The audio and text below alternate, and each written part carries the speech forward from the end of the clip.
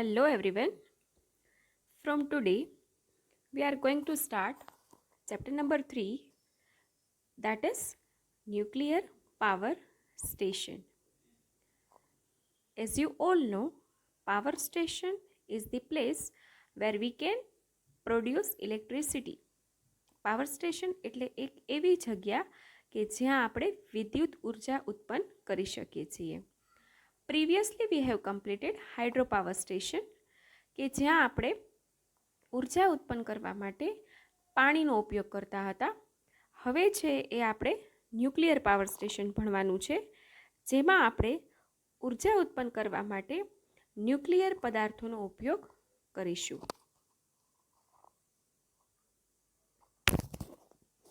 Nuclear પદાર્થો તરીકે આપણે રેડિયોએક્ટિવ તત્વોનો ઉપયોગ કરી શકીએ છીએ. તો ફર્સ્ટ ઓફ ઓલ, રેડિયોએક્ટિવ તત્વો એટલે શું? તો રેડિયોએક્ટિવ તત્વો એટલે એવા તત્વો કે જે પોતાનામાંથી વિકિરણનું ઉત્સર્જન કરી શકતા હોય તેવા તત્વોને રેડિયોએક્ટિવ તત્વો કહે છે અને તેના આ ગુણધર્મને રેડિયોએક્ટિવિટી કહે છે. સૌથી જાણીતું હોય એવું રેડિયોએક્ટિવ તત્વ યુરેનિયમ છે. હવે અહીં તમે જોઈ શકો છો તે રીતે સૌથી પહેલાં ન્યુક્લિયર ફ્યુઅલનો ઉપયોગ કરવામાં આવ્યો છે. યુરેનિયમ જેવા રેડિયોએક્ટિવ તત્વનો ઉપયોગ કરી તેને ન્યુક્લિયર રિએક્ટર એટલે કે રેડિયોએક્ટિવ જે તત્વો છે તે કોઈ સિમ્પલ બોઇલરમાં નથી ગરમ થતા, એટલા માટે તેની માટે ખાસ ભઠ્ઠીનો ઉપયોગ કરવામાં આવે છે. આ ખાસ પ્રકારની ભઠ્ઠીને ન્યુક્લિયર રિએક્ટર કહેવામાં આવે છે. રાઈટ. હવે ત્યારબાદનો જે બ્લોક છે તે છે હીટ એક્સચેન્જર. હવે અહીં જેમ બતાવવામાં આવ્યું છે તેમ હીટ એક્સચેન્જર એટલે શું? તો કે વરાળ બહાર પણ આવી શકે અને વરાળ અંદર પણ જઈ શકે. તેને હીટ એક્સચેન્જર કહેવામાં આવે છે. એટલા માટે નીચેથી તમે જોઈ શકો છો તેમ વોટર એડ કરીએ ત્યારે છે તે વરાળમાંથી પાણી બની જાય છે અને અધરવાઇઝ તે છે ન્યુક્લિયર રિએક્ટરમાંથી જે પણ ન્યુક્લિયર પદાર્થો જાય તેની વરાળ બને છે. ત્યારબાદ છે ટર્બાઇન. ટર્બાઇન એટલે તમે જાણો જ છો કે મેકેનિકલ એનર્જી લેશે. અને ત્યારબાદ છે alternator. Alternator means that will convert turbines mechanical energy into electrical energy. હવે આપણે આ જ બ્લોક ડાયાગ્રામમાં એનર્જી કન્વર્ઝન સમજીએ. તો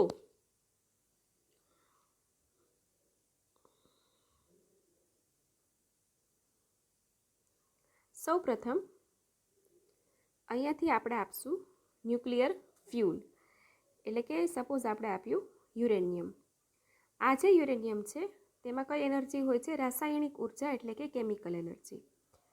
હવે તેને ન્યુક્લિયર રિએક્ટર એટલે કે ન્યુક્લિયર ભઠ્ઠીમાં ગરમ કરવામાં આવશે, એટલે કે તેમાં ઉત્પન્ન થશે હીટ એનર્જી, ઉષ્મા ઉર્જા. ત્યારબાદ આ જે સ્ટીમ છે એને હોટ સ્ટીમને લઈ જવામાં આવશે હીટ એક્સચેન્જરમાં, એટલે કે અગેન ત્યાંથી આપણને મળશે હીટ એનર્જી. રાઈટ. અને એ જે હીટ એનર્જી છે તે જશે ટર્બાઇન પાસે, એટલે ટર્બાઇન છે તે ફરવા માંડશે, એટલે કે આપણને મળશે મેકેનિકલ એનર્જી. અને આ જે ટર્બાઇનની મેકેનિકલ એનર્જી છે તે જશે અલ્ટરનેટરમાં, એટલે અલ્ટરનેટરમાં આપણને મળશે ઇલેક્ટ્રિકલ એનર્જી. એટલે કે અહીં આપણે એનર્જી કન્વર્ઝનની પ્રોસેસ જોઈએ તો chemical to heat, heat to again heat, mechanical and then electrical.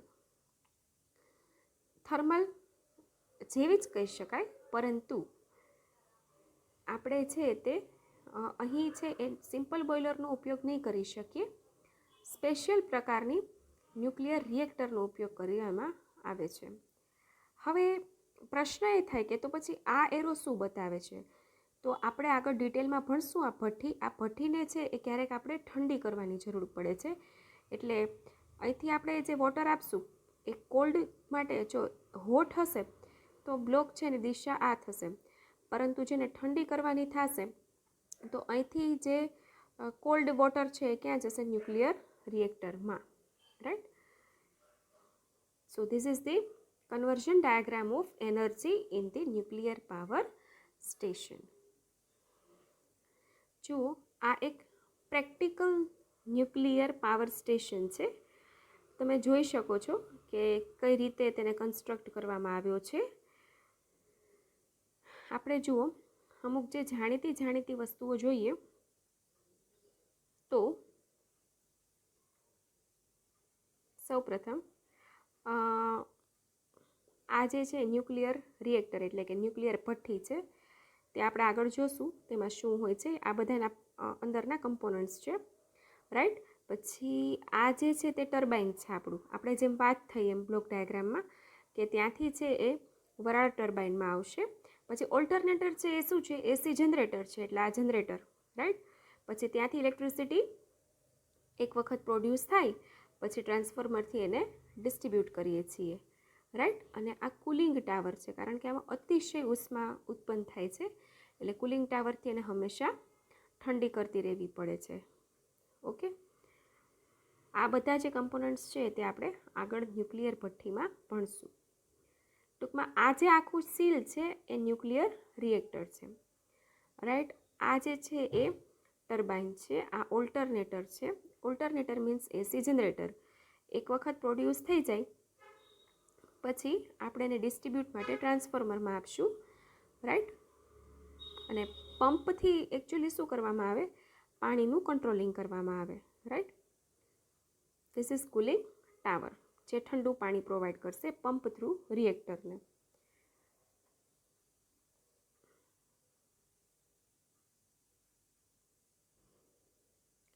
હવે આપણે ન્યુક્લિયર પાવર સ્ટેશનના કેટલાક ફાયદાઓ અને ગેરફાયદાઓ જોઈએ.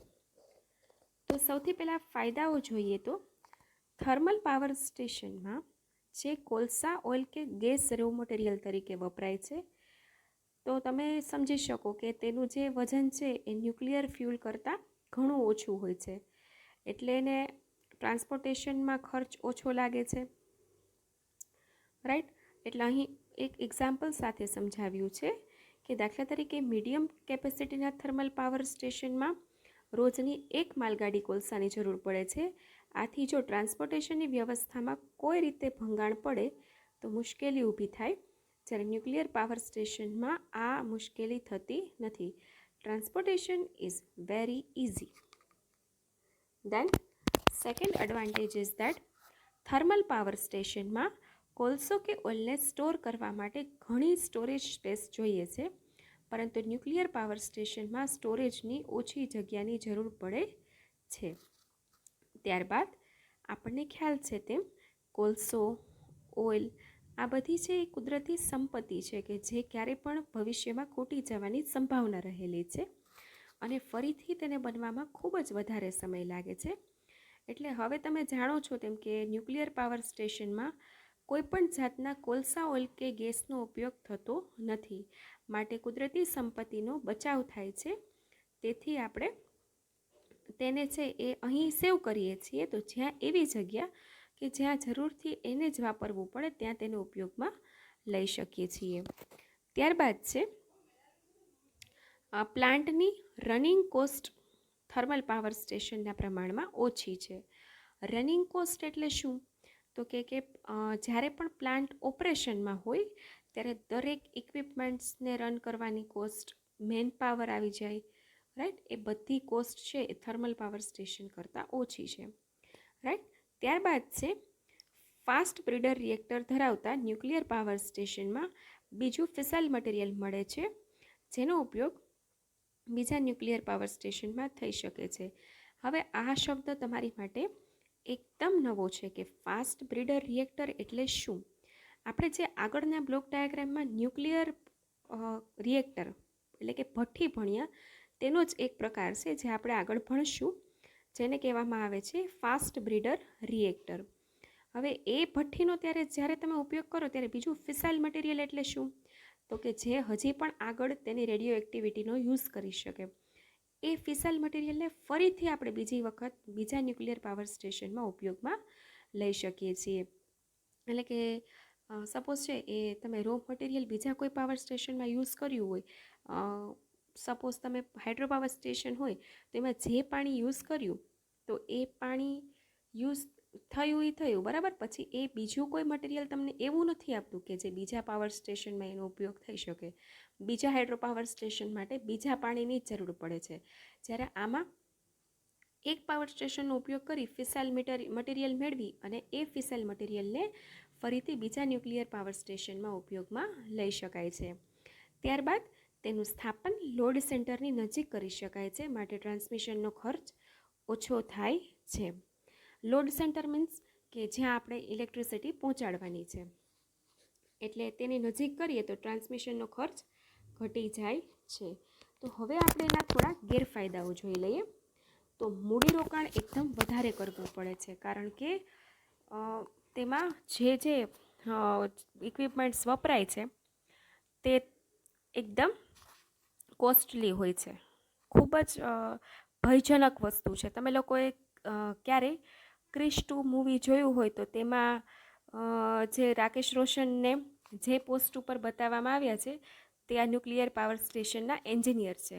તો તેમાં તમે જોઈ શકો છો કે કેટલી બધી સેફટી અને સિક્યોરિટી બતાવવામાં આવી છે. તો આ બધા માટે મૂડીરોકાણ બહુ વધારે જોઈએ છે. ત્યારબાદ ફ્યુલ. તો ફ્યુલ જે યુરેનિયમ છે તે જમીનમાંથી એટલું બધું સહેલાઈથી મળતું નથી.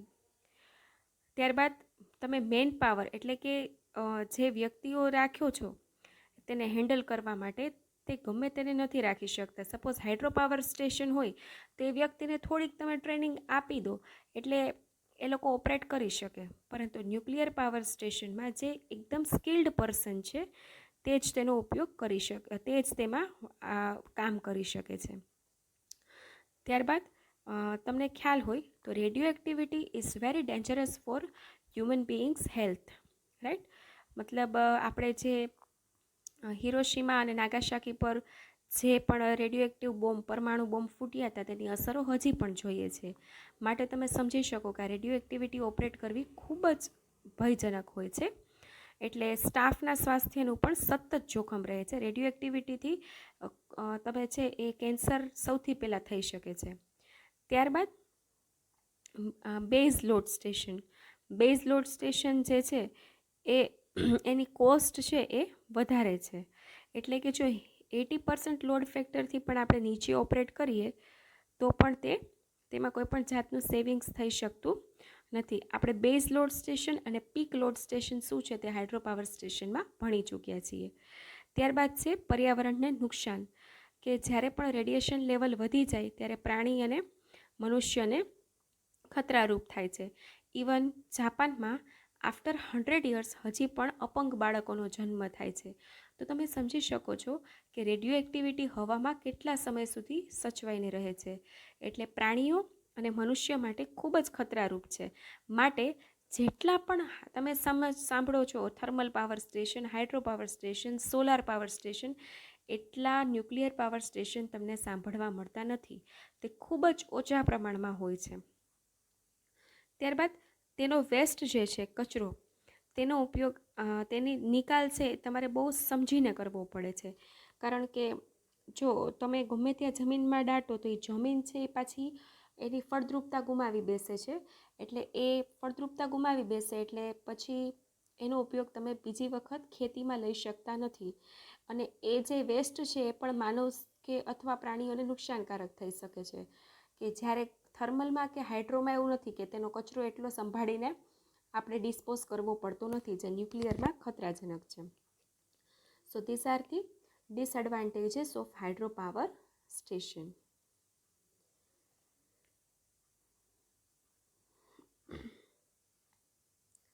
ત્યારબાદ હવે એવી કઈ જગ્યાએ ન્યુક્લિયર પાવર સ્ટેશન રાખવું જોઈએ કે જેથી ઇઝી રહે, સાઇટ એક્સેસ કઈ સાઇટ રાખવું જોઈએ? તો કે લોડ સેન્ટરથી નજીક પણ, એટલે કે જ્યાં આપણે ઇલેક્ટ્રિસિટી છે એ ઉત્પન્ન કરીને પહોંચાડવાની છે તે નજીકમાં હોય તે રીતે રાખવું જોઈએ, જેથી ટ્રાન્સમિશન લાઇનના ખર્ચમાં ઘટાડો થાય. ત્યારબાદ કુલિંગ વોટરની પ્રાપ્યતા. કુલિંગ વોટર એટલે શું? અતિશય હીટ એક વખત પ્રોડ્યુસ થઈ ગઈ પછી તેને ઠંડી પાડવા માટે વોટરની જરૂર પડે છે, જેને છે એ આપણે કન્ડેન્સર દ્વારા છે એ કુલિંગ વોટરને પ્રાપ્ત કરી શકીએ છીએ. એટલે આ જે પાવર સ્ટેશન છે તે નદી કિનારે અથવા કોઈ મોટા સરોવરની નજીક સ્થાપવું જોઈએ. ત્યારબાદ છે ટ્રાન્સપોર્ટેશનની સગવડ. તો પાવર સ્ટેશનમાં હેવી ઇક્વિપમેન્ટનો ઉપયોગ કરવાનો હોય છે, માટે બિલ્ડિંગ વગેરેના બાંધકામ માટેની સામગ્રી પણ સાઇટ પર પહોંચાડવાની હોય છે. આથી ટ્રાન્સપોર્ટેશનની સગવડતા હોવી જરૂરી છે. ત્યારબાદ આ ખૂબ જ મહત્ત્વનો પોઈન્ટ છે કે વસ્તીથી દૂર હોવું જોઈએ, કારણ કે રેડિયો એક્ટિવ મટીરિયલનો ઉપયોગ કરવામાં આવે છે, જેથી આસપાસની વસ્તીને ઇવન આફ્ટર વેસ્ટેજ પણ ખૂબ જ નુકસાન થઈ શકે છે. માટે હંમેશા વસ્તીથી દૂર રાખવું જોઈએ. એટલે માટે તમે જુઓ, તમારી આસપાસ તમે ક્યાંય તમે હાઇડ્રો પાવર સ્ટેશન સાંભળશો, થર્મલ સાંભળશો, પરંતુ ન્યુક્લિયર સાંભળશો નહીં, કારણ કે ઇવન કેટલા બધા અમુક કિલોમીટરના ડિસ્ટન્સથી પણ એ માનવ વસ્તી કે પ્રાણીઓને નુકસાન કરી શકે છે. અને ત્યારબાદ રેડિયો એક્ટિવ વેસ્ટના નિકાલની વ્યવસ્થા. એટલે કે જે પણ રિએક્શન પૂરી થઈ જાય ત્યારબાદ જે તેમાંથી કચરો વેસ્ટ નીકળે છે તે આપણે છે એની માટે વ્યવસ્થિત નિકાલ કરવો જોઈએ. તેની માટેની જગ્યાઓ ફિક્સ હોવી જોઈએ. આ વેસ્ટ છે તેનો મેં તમને કીધું તેમ કે એ ઇવન ફળદ્રુપ જમીનને બંજારા જેવી પણ બનાવી શકે છે. માટે એક ફિક્સ આપણે જગ્યા રાખવી જોઈએ કે જેથી કોઈ પણને નુકસાન થાય નહીં. હવે આમ થર્મલ પાવર સ્ટેશન અને ન્યુક્લિયર પાવર સ્ટેશન તે મળતા આવે છે, તો પરંતુ અમુક સામ્યતા છે, જ્યારે અમુક જે છે તેમાં અલગપણું છે. તો આપણે એની કમ્પેરિઝનથી એ સમજીએ. તો સરખું શું છે તેમાં? તો કે તમને ખ્યાલ છે બેયમાં આપણે ટર્બાઇનમાં જે સ્ટીમ પહેલાં પ્રોડ્યુસ થાય છે એનાથી ટર્બાઇનને ફેરવી અને ઓલ્ટરનેટરથી આપણે ઇલેક્ટ્રિસિટી પ્રોડ્યુસ કરીએ છીએ. એટલે કે બંનેમાં ઓલ્ટરનેટરની આગળનું સ્ટેટ ટર્બાઇન છે. ત્યારબાદ condensing plant, water treatment plant, LP, HP heaters, deaerators બંને પ્રકારના પ્લાન્ટ જોવા મળે છે. ત્યારબાદ બંને પ્રકારના પ્લાન્ટમાં ઘણા જથ્થામાં કુલિંગ વોટરની જરૂર પડતી હોવાથી બંને પ્રકારના પાવર સ્ટેશન નદી કિનારે અથવા મોટા સરોવરની નજીક સ્થાપવામાં આવે છે. એટલે આ ત્રણ છે એ બંને પાવર સ્ટેશનની સામ્યતા છે. પરંતુ તફાવત શું છે? તો કે થર્મલ પાવર સ્ટેશન છે તેમાં કોલસો, ગેસ કે ઓઇલના દહનથી ઉષ્મા પેદા થાય છે, જ્યારે આમાં આપણે જાણીએ છીએ તેમ ન્યુક્લિયર રિએક્શનથી ઉષ્મા પેદા થાય છે. ત્યારબાદ ન્યુક્લિયર પાવર સ્ટેશનમાં સ્ટીમ પેદા કરવા માટે કન્વેન્શનલ બોઇલરનો ઉપયોગ કરી શકતા નથી. જ્યારે છે આપણે જોયું એમ ન્યુક્લિયર રિએક્ટરનો ઉપયોગ કરીએ છીએ, ન્યુક્લિયર ભઠ્ઠીનો ઉપયોગ કરીએ છીએ. ત્યારબાદ તમને સમજાવ્યું તેમ કે ન્યુક્લિયર પાવર સ્ટેશનમાં એકદમ સ્કિલ્ડ પર્સનની જરૂર પડે છે, જ્યારે થર્મલ પાવર સ્ટેશનમાં કોઈ ટ્રેન્ડ પર્સન હોય તો તે પછી આગળનું કામ આગળ વધારી શકે છે. પછી પહેલાંમાં આપણે કેલ્સા ઓઇલ ગેસનો ઉપયોગ કરીએ એટલે ધૂળ ધુમાડો વધારે ઉત્પન્ન થાય છે, જ્યારે ન્યુક્લિયર પાવર સ્ટેશનમાં આ પ્રકારનો પ્રોબ્લેમ મળતો નથી, માટે વાતાવરણ ઓછું પ્રદૂષિત થાય છે. ત્યારબાદ થર્મલ પાવર સ્ટેશનમાં એશ ડિસ્પોઝલ, જે રાખ ઉત્પન્ન થાય છે તેની ડિસ્પોઝલની મુશ્કેલી છે, જ્યારે ન્યુક્લિયર પાવર સ્ટેશનમાં ન્યુક્લિયર વેસ્ટ ક્યાં નાખવું તેની મુશ્કેલી છે, જે વધારે મુશ્કેલ છે. રાઈટ, એશ કદાચ ક્યાંય બીજી જગ્યાએ તમે કરો તો એટલું નુકસાન ન થાય જેટલું ન્યુક્લિયર પાવર સ્ટેશનમાં રેડિયો એક્ટિવ વેસ્ટને ક્યાંય બીજે ડિસ્પોઝ કરો તો થાય. ત્યારબાદ છે ન્યુક્લિયર પાવર સ્ટેશનમાં રેડિયો એક્ટિવિટી ન પ્રસરે તેનો સતત ખ્યાલ રાખવો પડે છે, જ્યારે થર્મલ પાવર સ્ટેશનમાં આવી કોઈ સમસ્યા નથી.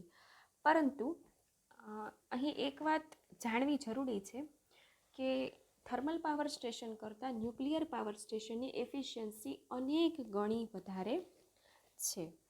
એટલે કે તમને ખ્યાલ છે તેમ કે થર્મલ પાવર સ્ટેશનમાં છે આપણે કોલસાનો યુઝ કરીએ છીએ, જ્યારે આમાં આપણે ન્યુક્લિયર ફ્યુલનો યુઝ કરીએ છીએ. એટલે તમે સમજી શકો કે આપણે 1 કિલોગ્રામ યુરેનિયમનો ઉપયોગ કરીએ અને જેટલી એનર્જી પ્રોડ્યુસ થાય તેટલી જ એનર્જી જો આપણે કોલસાના મદદથી પ્રોડ્યુસ કરવી હોય તો 2840 ટન કોલસો જોઈએ છે. 1 કિલોગ્રામ યુરેનિયમથી એટલે કે 1000 ગ્રામ યુરેનિયમથી જેટલી એનર્જી પ્રોડ્યુસ થાય તેટલી જ એનર્જી જો આપણે પ્રોડ્યુસ કરવી હોય કોલસાની મદદથી તો 2840 ટન કોલસો જોઈએ છે.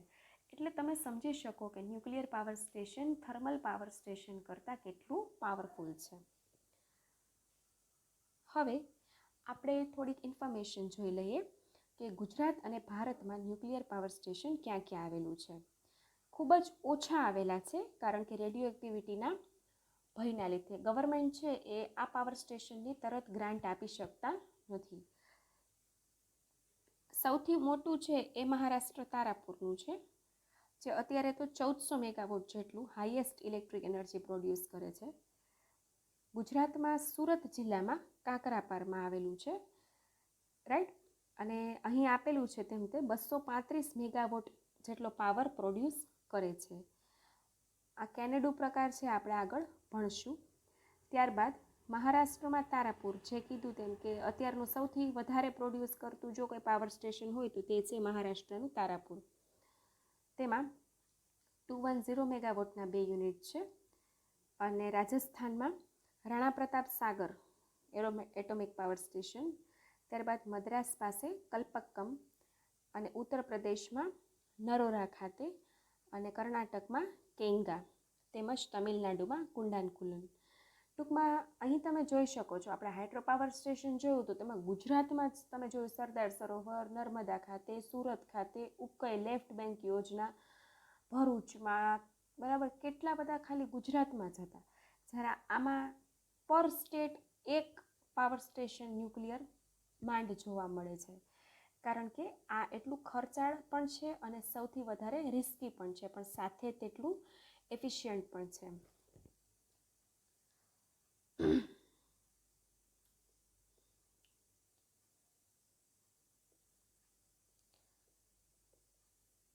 તો આજના આપણા લેક્ચરમાં આપણે પાવર સ્ટેશન વિશે ભણ્યા, અલગ અલગ પાવર સ્ટેશન વિશે ભણ્યા, રાઈટ.